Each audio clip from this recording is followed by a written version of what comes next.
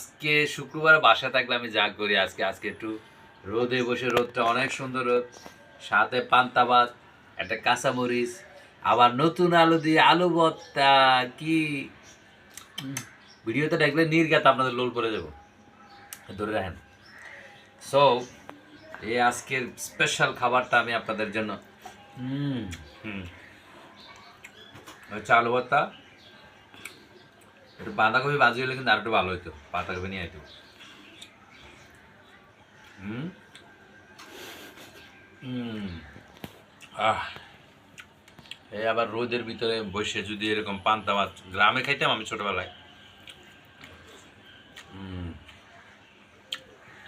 ফিলটাই অন্যরকম।